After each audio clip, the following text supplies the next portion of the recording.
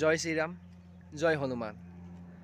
গন্ম শ্ৰী শ্ৰী ৰাম ভক্ত হনুমান মন্দিৰ এতিয়া মই দৰ্শন কৰিলোঁ আৰু আপোনালোককো দেখাবলৈ বিচাৰিছোঁ গন্ম শ্ৰী শ্ৰী ৰাম ভক্ত হনুমান মন্দিৰ। সেয়েহে এই ভিডিঅ'টোৰ জৰিয়তে সমগ্ৰ অসম তথা সমগ্ৰ ভাৰতবৰ্ষ সমগ্ৰ বিশ্বতে প্ৰচাৰ হয়। নৱনিৰ্মিত এই মন্দিৰটো আগন্তুক আৰু ভাল হয়, ভাল সমাজৰ মাজত যে প্ৰচলিত হয়, সেই উদ্দেশ্যেৰে এই মন্দিৰটো যোৱাবাৰ হনুমান জয়ন্তীৰ দিনা স্থাপন কৰা হৈছিলে আৰু এই মন্দিৰটো বহুত এতিয়া মানে ভক্তৰ ভিৰ হয়। সেয়েহে আপোনালোকক দেখাবলৈ বিচাৰিছোঁ। জয় শ্ৰীৰাম, জয় হনুমান। আহকচোন আমি আগুৱাই যাওঁ। আপোনালোকক শ্ৰী শ্ৰী ৰাম ভক্ত হনুমান মন্দিৰ দেখাবলৈ গৈ আছোঁ আৰু ৰাস্তাৰে আৰু এই মন্দিৰটো যদিও নৱনিৰ্মিত হয়, ইতিহাস আছে এই গন্ধমাৰ্দন পৰ্বত বুলি।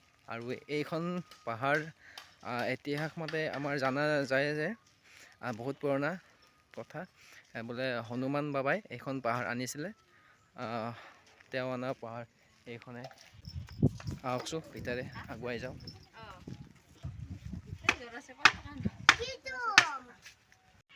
এয়াই হৈছে গন্ম শ্ৰী শ্ৰী ৰাম ভক্ত হনুমান মন্দিৰ আৰু গন্ধমাৰ্দন পৰ্বতত অৱস্থিত নৱনিৰ্মিত শ্ৰী শ্ৰী গন্ম ৰাম ভক্ত হনুমান মন্দিৰ গন্ধমাৰ্দন পৰ্বতত অৱস্থিত।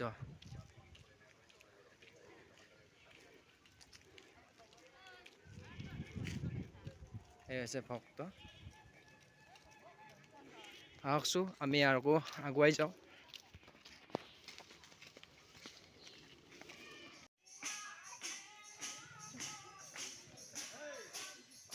এই হৈছে গন্ম শ্ৰী শ্ৰী ৰাম ভক্ত হনুমান মন্দিৰ আৰু ভক্তসকলৰ বহুত ভিৰ লাগিছে আজি মঙলবাৰ কাৰণে। আৰু এয়া হৈছে আমাৰ আৰতীসকলৰ নাম প্ৰসংগ।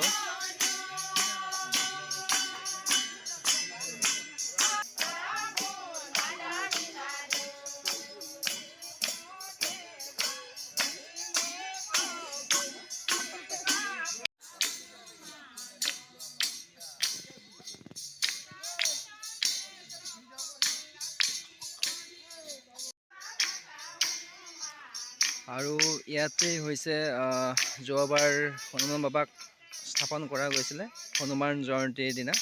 আৰু এইখিনি ঠাইত বাবাক স্থাপন কৰা হৈছিলে যোৱাবাৰ হনুমান জয়ন্তীৰ দিনা। এতিয়া এবছৰে হ'ব লাহেকৈ, এইবাৰ হনুমান জয়ন্তী পালেহি।